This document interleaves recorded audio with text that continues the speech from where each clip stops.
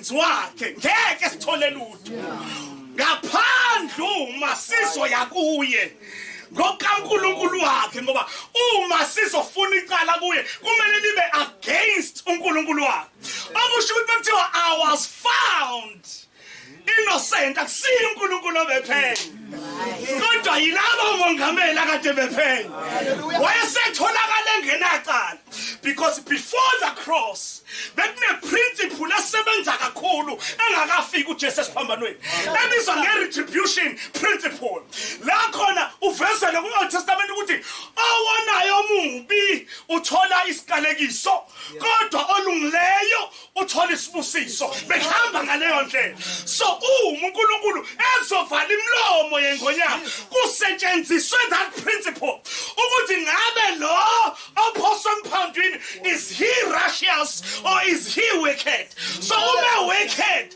asikwazi ukuvala imlomo yengonyama kodwa uma righteous sizovala imlomo yengonyama ngoba kusetshenziswa that principle amen nikhona bazalwane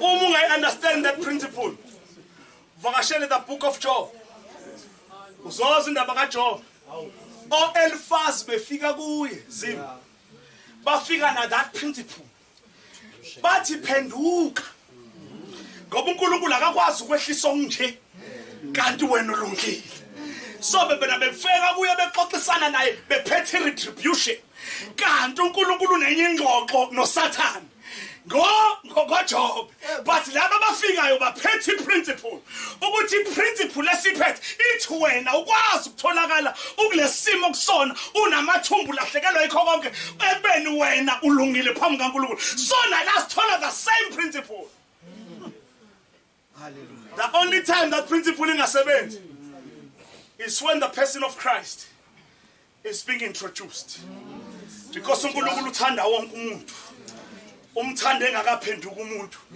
leliswayo uNkulunkulu evuma ukuthi aphenduke umuntu because usemthande engakaphenduka ila khona sesithola khona koMatthew 5 sethi uyayinisela imvula olungileyo nomubi isiyafeyila retribution but la kuDaniel beyisebenza yona ukuthi ngizowuvala ngoba okushuthi lokhu ukuthi aphenywe kungatholakala icala ikona okusilidele kuvalweni kwemlomo yengonyama but akusho ukuthi namhlanje kuzobheka ukuthi uhamba kanjani before ivala uNkulunkulu usangayivala ekuyivaleni kwakhe abeseqondisa ukuhamba kwakho ngokuyivala kwakhe because usangakunikeza the chance yokuthi uphenduke kulokho yikho eseyivalile vele imlomo angifuni bazona nesiphumela sithi uNkulunkulu uyivala imlomo kuphela kwabalungileyo ngoba isiphelile retribution principle kwafika uKristu inkingi kwasuke kwafika uKristu akusasho ukuthi ulungile eniqala before ngibless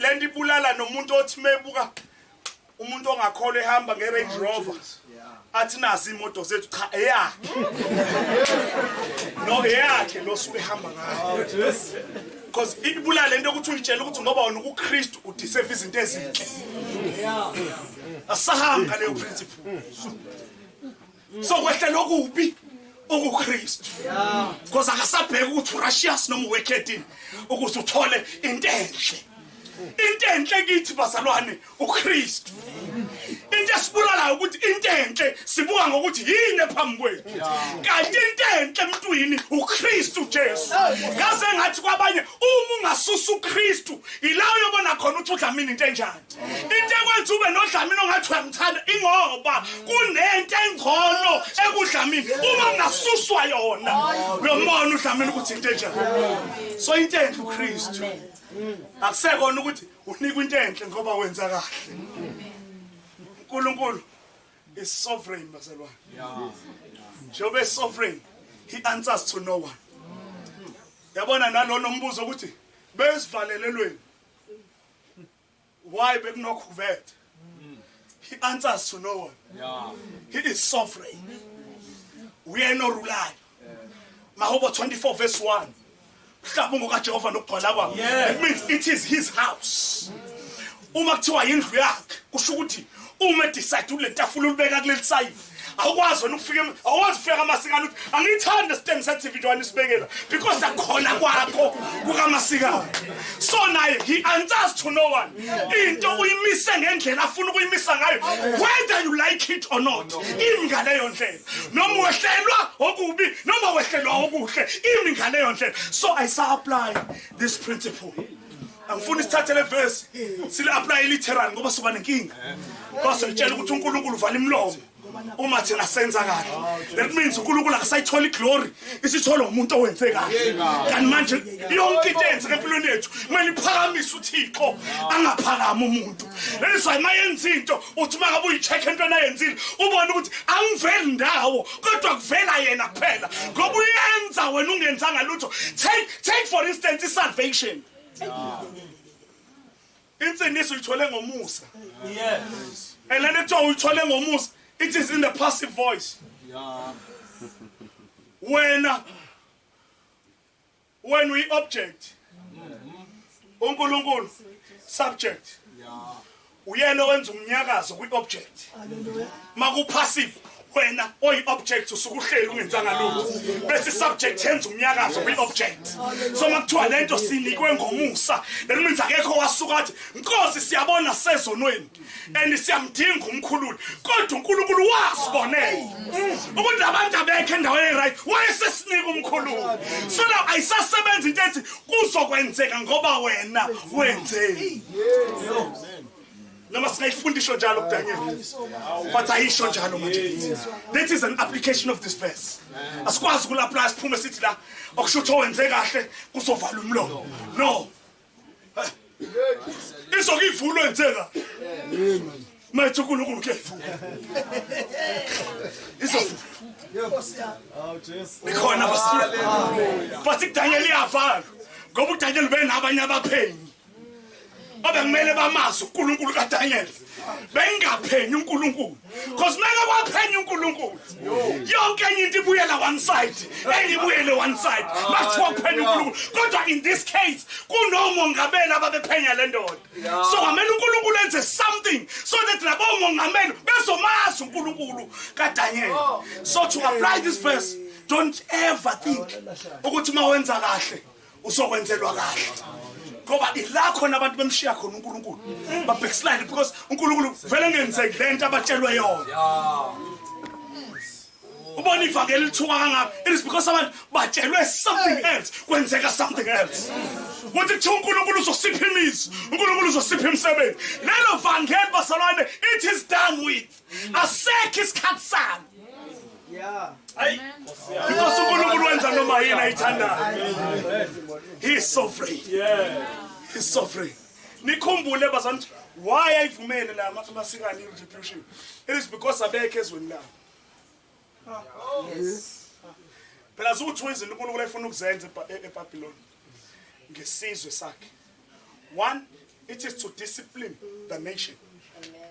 Two, it is to introduce himself to the foreign nation.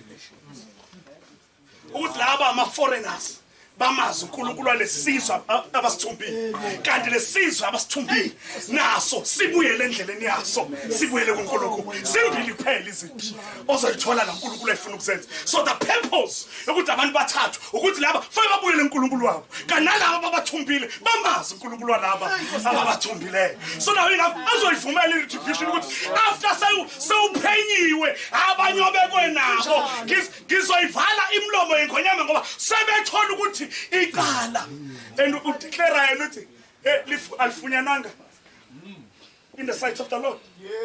Nakuwe Nkosi alifunyanwanga. Ngeke sibaqale bamphenya ngokwenkosi babona ukuthi ngeke sithole lutho vele wenza kahle enkosini bamphenya ngokaNkulunkulu kwangavela lutho. So i-retribution ngemsane iphela mase kufika isiphambano. Oh hallelujah. Makufika isiphambano whether wenzeka kuzoke bless umuntu kathi umgxeke ukuthi akazidli zona ubuya ngokuzolala. Hayibo. No. Jean Marie. Othi ngikwenzele example. Amen. Ngeke ngayibona into masikane la ngisuka ngakhona. Well, by the way, I have so many pastors abavele babeka amathulusi bathi hayi we are done with the ministry because asikho into ezinhle esamukelayo inyembese lokho into somcamelo kuphela but onke umuntu sham engena wayetshela ukuthi uma ngizophatha kahle izwi kaNkulunkulu that when uNkulunkulu esokwenza kahle kimi kanti ayisasebenzi that principle uNkulunkulu angakwe uzufice ngisho na ukufa mfundisi umkhize ungazange ukudla ukuhlokwezo kodwa kudliwa abantwana bakho wena ungakutholi nakanye kodwa lonke ibandla libubula ukuthi kodwa ngoba simbonile nje ubeliphethe kahle izwi kaNkulunkulu inkingi retribution principle ayisasebenzi asasho ukuthi kumele ukuphethe kahle izwi kaNkulunkulu izinto zokuhambela kahle awuthathela uDaniel lo uDaniel njengoba esethanda uDarius uDaniel bengamthanda uBelshazar ubengekho ekhundleni kukhona uBelshazar wagcina ekhundleni kukhona uNebukadnezar kwangena uBelshazar wangabi sakhuluma indaba kaDaniel yakhulunywa ngoba sekubhaliwe kwafika uDarius obengekho uDaniel echaza amaphupho obengekho uDaniel echaza imibhalo wafika uDarius wavela wamthanda haleluya sobazana lento ufuna ukubuya ngathi ayizohamba ngalendlela ocabanga ngayo lento evangeli nje ayihamba ngalendlela sicabanga ngayo ayona lento esicabanga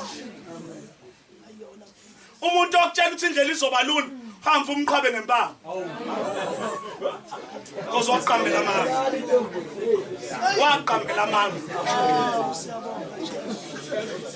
waqambela amanga umuntu owafika kuwe wathi mawusuka uKristu indlela izoba lula waqamba amanga ahlaza lo haleluya Siyabonga mfundisi. Hayi. Sibonke. Awasicabanga. Hayi. Ngelele abahleli bale nkonzo. Yebo. Kunenkinga shawusela. Ngibingelele amagosa wonke akhona. Angihlanganise ngithi nje bonke ubuholi. Basendlini yokukholwa. Amen. Obaba izinsizwa. Umama izintombi. Ikhaya sikulona egameni lomfowethu uJesu Kristu ngiyabingelela abazalwane. Amen. Saxoxa. Sekushunyelwe kakhulu babudlamini. Amen. Kwavela izinto ngihlezi phansi ngumuntu oregistayo kakhulu madodana. Amen. Uthi umpostoli Pauli ke. Yeah. Anobahlolo moya. Amen. Lento yasevangelini bazalwane. Amen.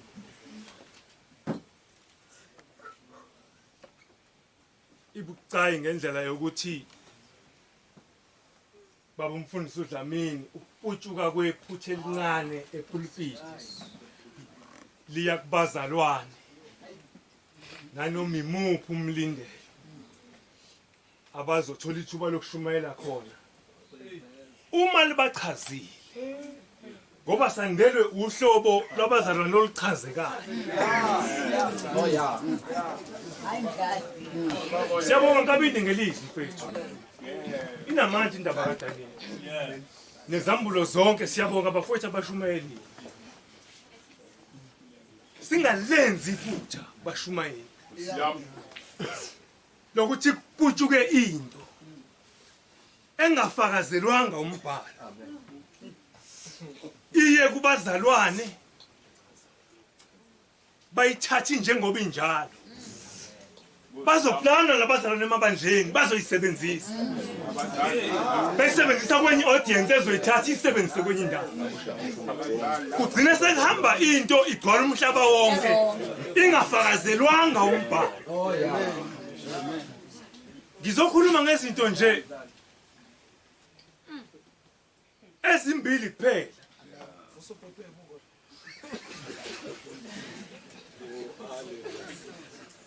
Ngelizwi itekisi sebelihlakaze kakhulu abazalwane. Kodwa angisuki kulo. Amen. Ngicela ukuthatha izinto esizibonayo kuleli tekisi ezimbili ezibalekile. Kukhona umuntu indoda uAdam. Ayibonge inkosi. Kukhona ingonyama. Esithema sifunda iBhayibheli ngelinye ilanga. Uthi umfethu undunakazi. Umuntu wayenegunya. Amen. Lokuziqamba ilwane. Ngamanye amazwi kwakuwumsebenzi womuntu ukuthi ingonyama ibe negama elithi ingonyama. Oh yeah.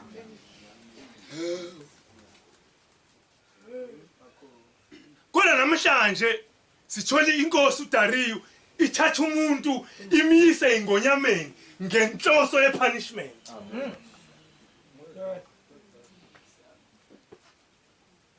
Umuntu uhlale nazo ingonyama banebond nazo waziqamba amagama bebengaxwayani. Ngifuna ukukhuluma lifestyle lezinto bese ngibuyele emuva abazalwane.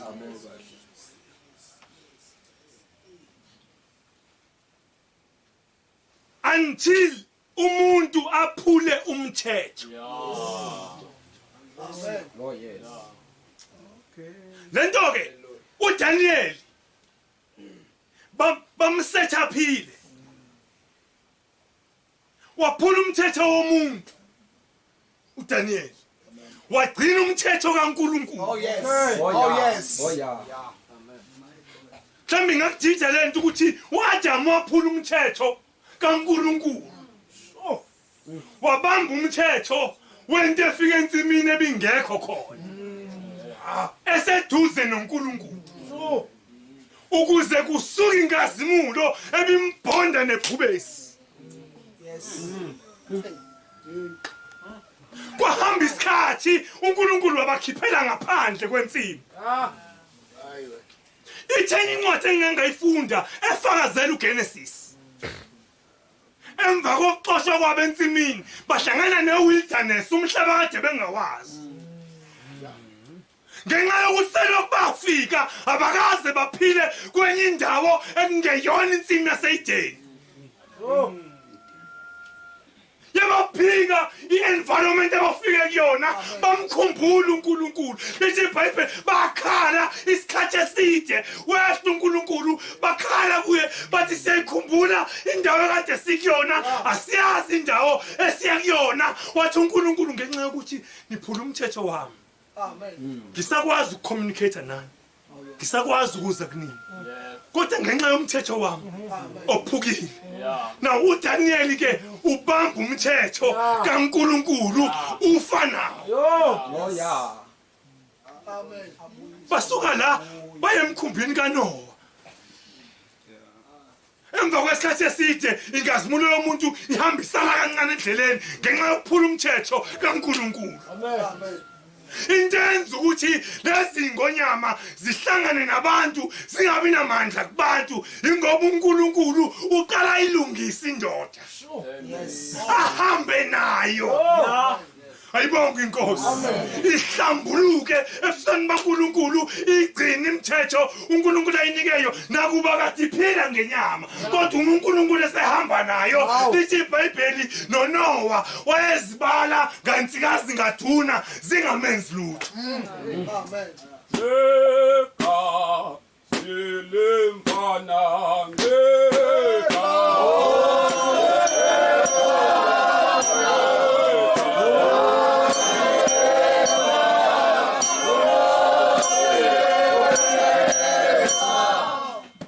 uDavide Oh yeah. kuwumfanyana omncane. Ewe. Ewe. Uma esehlane nezimvu. Lithi iBhayibheli uyena obeprotection yezimvu. Maqhamuka ingonyama. Umfana ongangaye uma engenankazimulo ubengekalenzela uthi ibhubesi.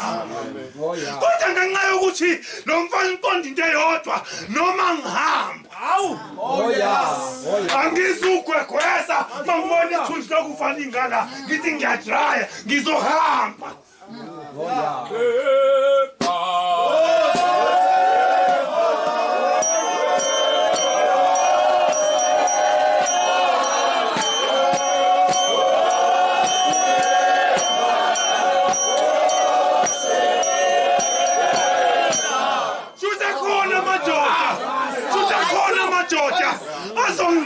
ungena ey'ntweni ey'limaza umuntu ayinqobo nje mayehamba noNkulunkulu.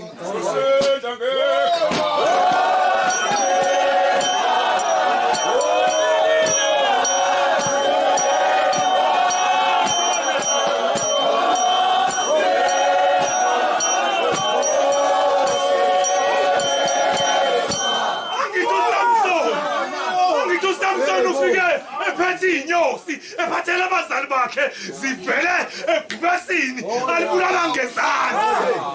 Amen.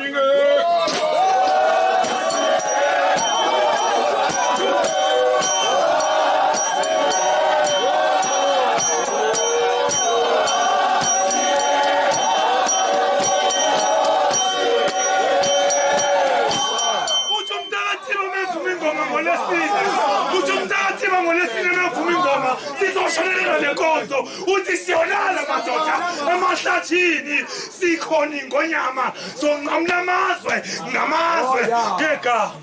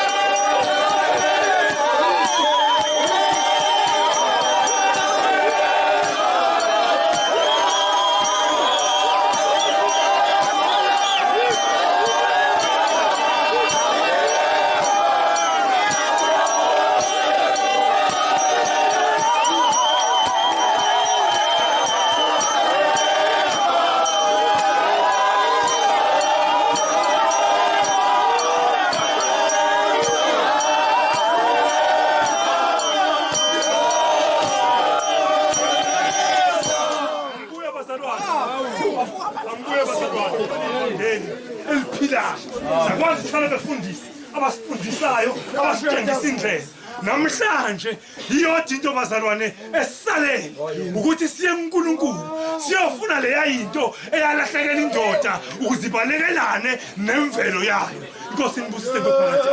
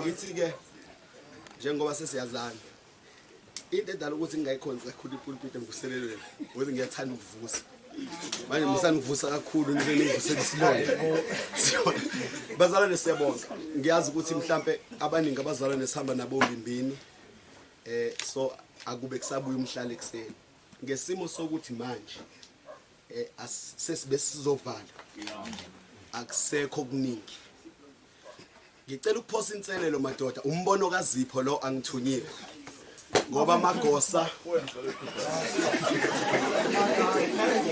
sengisekhweni ngoba ke bazalwane amagosa khona sekhweni Jehova uNkulunkulu wami